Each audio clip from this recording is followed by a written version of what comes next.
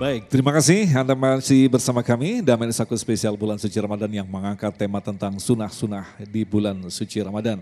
Alhamdulillah telah terkumpul beberapa penanya yang insya Allah apa yang nanti akan dijawab oleh guru-guru kita akan melengkapi tema bahasan kita tentang ibadah sunnah. Yang pertama kami silakan kepada Bapak Dono.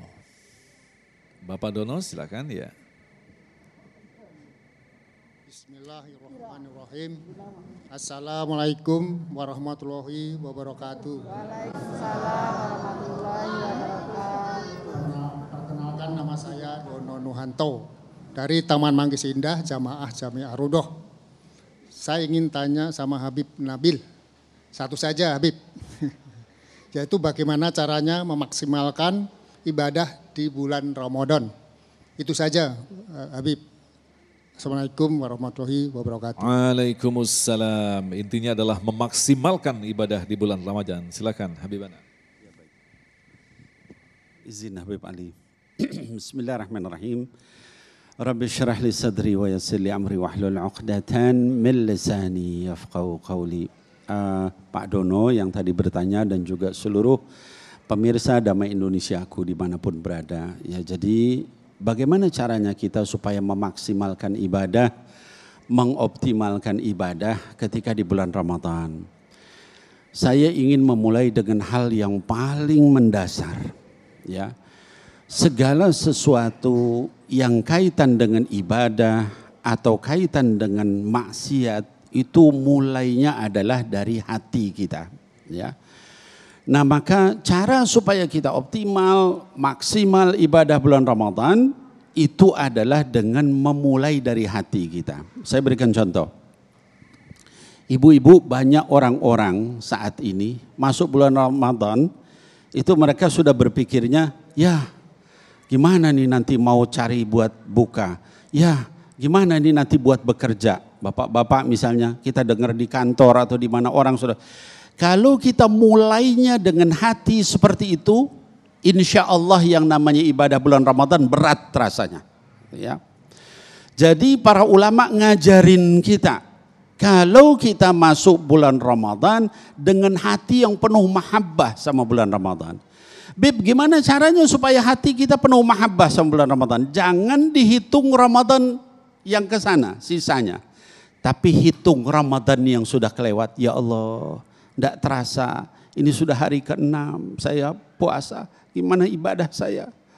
Tarawih masih seperti itu, tahajud begitu, baca Quran juga begitu dan sebagainya. Gimana kira-kira kalau saya dipanggil sama Allah ini udah 6 hari. Besoknya, wah sudah seminggu, tinggal 3 minggu lagi Ramadan. Hati kita itu penting, memulai dengan hati yang cinta sama Ramadan. Ya. Ketika hati kita sudah terbuka, hati kita sudah cinta sama Ramadan, itu nanti yang ibadah tuh ringan semua. Dikasih kemudahan sama Allah, ya Bu. Kita mau tarawih rasanya ringan. Kita mau bangun tahajud ringan. Baca Quran berapa juz ringan. Semuanya terasa ringan. Kenapa? Karena hati kita sudah cinta sama Ramadan. Kenapa Bapak Ibu sekalian? Kita ini dipilih sama Allah. Saya ingin ulangi. Kita ini dipilih sehingga kita bisa sampai ke bulan ini. Berapa banyak saudara kita yang nggak sampai di bulan ini, ya, yang sudah meninggal duluan. Ada lagi yang sampai bulan ini nggak bisa puasa, kasih sakit sama Allah Subhanahu Wa Taala. Dikasih yutiqunahu, orang yang sudah nggak sanggup lagi puasa karena udah terlalu tua atau kena pikun, karena segala macam dihalangi sama Allah Subhanahu Wa Taala. Nah, kita dipilih, syukuri itu, nikmati itu, maka ringan semua ibadah kita. Jadi kiat saya Pak Dono dan juga para pemirsa yang dimuliakan Allah, nomor 1 mulai dari hati kita, ya ibda, ya mulai dari hati kita, innamal a'mal binniyat wa innamal likulli imri'i imma nawa. Ya, jadi segala sesuatu itu adalah mulai dari niatnya dan setiap orang dinilai dengan niatnya. Ketika niatnya bagus, benar, cinta kepada Ramadan, kangen sama Ramadan, cinta sama ibadah, ringan semua nanti terasanya. Wallahu a'lamu bissawab. Nah, Habib Ali mungkin bisa ditambahkan dalam perspektif psikologi. Habib Ali kan juga pernah menempuh pendidikan psikolog dan sebagai seorang psikolog juga. Artinya ketika Habib Bana tadi mengatakan bahwa dimulai dari hati, lantas kita bagaimanakah mampu membersihkan hati? Hati sendiri dalam aspek psikologi itu seperti apa? Assalamualaikum, Masya Allah Mas Agung, terima kasih. Jadi pakar psikologi yang bernama Sigmund Freud mengatakan dalam diri manusia ada yang disebut dengan id, ego, dan superego. Ini bapaknya pakar psikologi dan dia mengenal dengan teori psikoanalitik, Mas Agus. Jadi dorongan hawa nafsu yang kita biasa sebut dorongan hawa nafsu itu ada id, ada yang disebut dengan id oleh orang-orang psikolog.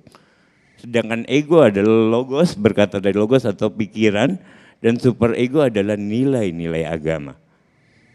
Kebanyakan manusia saat ini, dorongan nafsunya terlalu besar, pikiran sebagai penyeimbang tidak mampu menyeimbangkan dorongan hawa nafsu, sehingga aturan atau superego tidak berjalan dengan baik.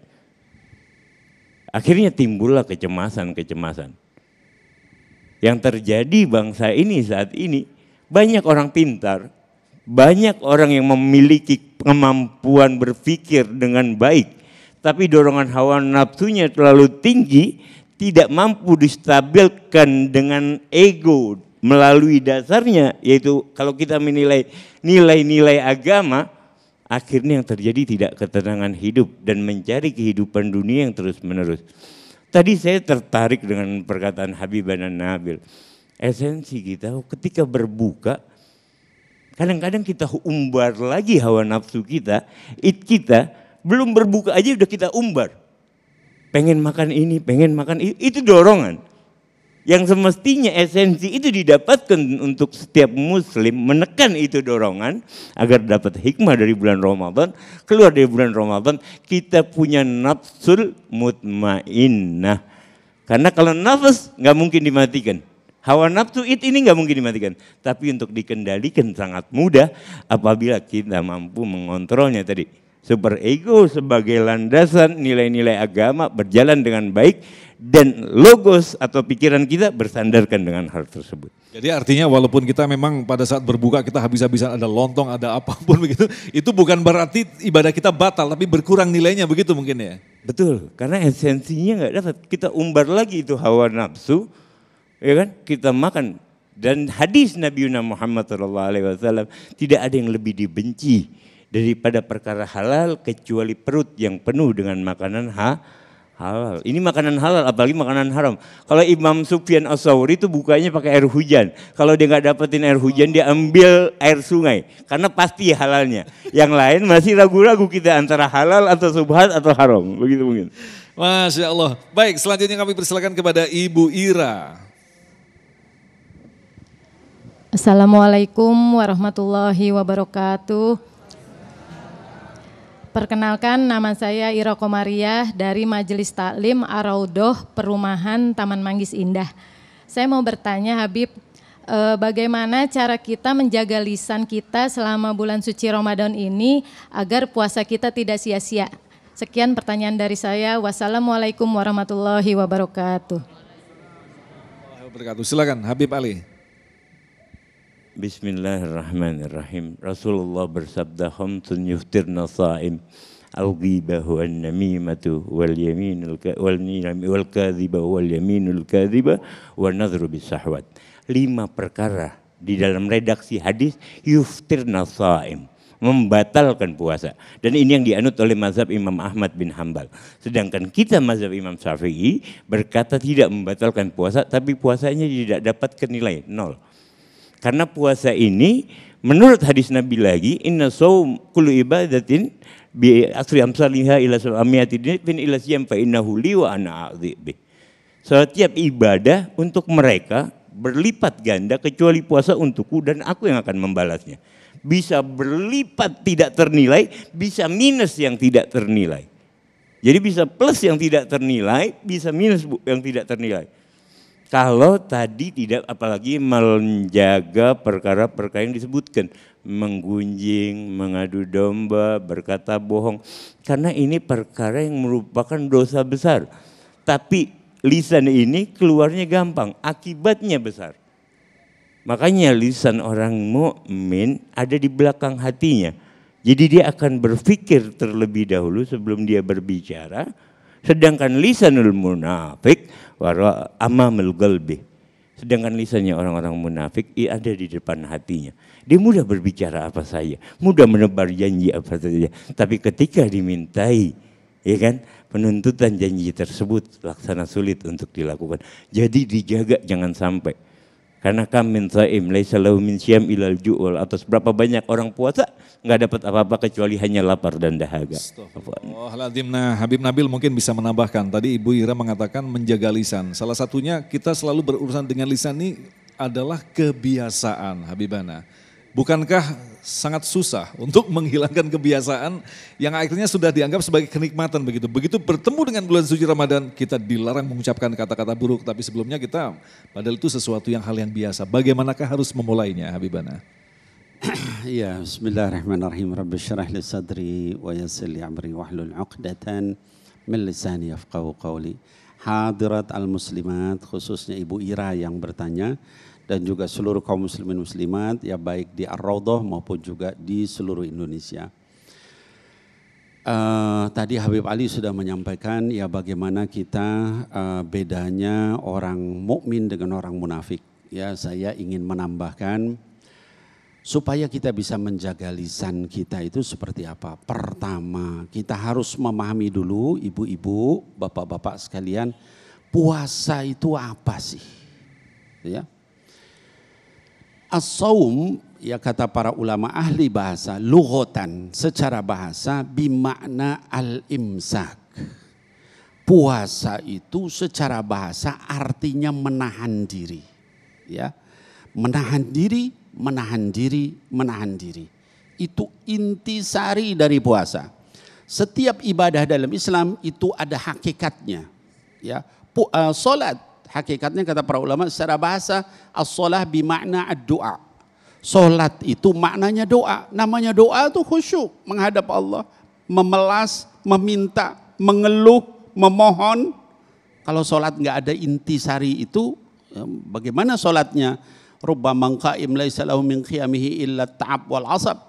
Berapa banyak orang yang salat tidak dapat pahala kecuali hanya sekedar capek dan ngantuk, gitu ya. Nah, jadi sekali lagi puasa itu ibu-ibu itu intisarinya menahan diri, ya. Kalau kita memahami intisari itu maka kita akan tahu puasa ini maknanya apa. Ibu-ibu tahu dulu puasanya umat sebelum kita, salah satunya Sayyidatina Maryam alaihissalam, ya. Dikatakan di dalam Quran, inni nadartu lirrahmani sawma falan ukallimal yawma insiya. Di dalam surah Maryam ayat ke-26. Kata Allah Subhanahu wa taala, Sayyidatina Maryam alaihissalam, ibunda dari Nabi Isa alaihissalam, itu puasanya gimana? Saya ini nadartu lirrahmani shawma, saya ini bernazar untuk berpuasa. Dan puasa saya bukan hanya tidak makan, tidak minum, tapi tidak berbicara dengan seorang pun. Falan ukallimal yauma insiya. Lan di situ, ya. Benar-benar enggak ngomong satu kalimat pun sama orang. Coba puasa kita, Bu. Kita puasa, Pak, boleh ngomong ya, Pak? Coba kalau kita puasa kayak Nabi Isa, kayak apa namanya? Maryam, ya. Nabi Zakaria yang sezaman dengan itu dikatakan di surah Ali Imran, dikatakan ya, qala rabbi ij'alli ayah, ya Allah coba kasih tanda bahwa saya ini bakal punya anak, ya. Kata Allah Subhanahu wa taala, ayatuka alla tukalliman nas thalathata ayamin illa ramza. Tanda-tandanya kamu bakal punya anak adalah kamu harus berpuasa 3 hari dan tidak boleh bicara kecuali isyarat. Tadi saya bilang, itu puasa umat sebelum kita. Jadi kalau kita cuma disuruh jangan ngomong yang haram, malu kita kalau nggak bisa melakukan itu. Kenapa? Umat sebelum kita nggak boleh ngomong, ya. La haula wala quwata illa billah, hadirin wal hadirat. Maka dengan cara kita memahami makna puasa itu, nahan diri artinya apa? Matanya ditahan, telinganya ditahan, mulutnya ditahan, hatinya ditahan, anggota badan ditahan, maka kita baru sampai ke ujung ayat itu, ayat 183, la'allakum tattaqun. Amin ya Allah ya rabbal alamin. Terima kasih Habibana, dan kita akan kembali untuk menjawab pertanyaan-pertanyaan Anda selepas pesan-pesan berikut ini. Tetaplah bersama kami, Damai Indonesiaku.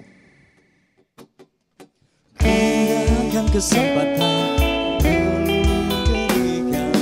kita takkan dosa. Masa usia kita janganlah disia-siakan, karena kita takkan kembali.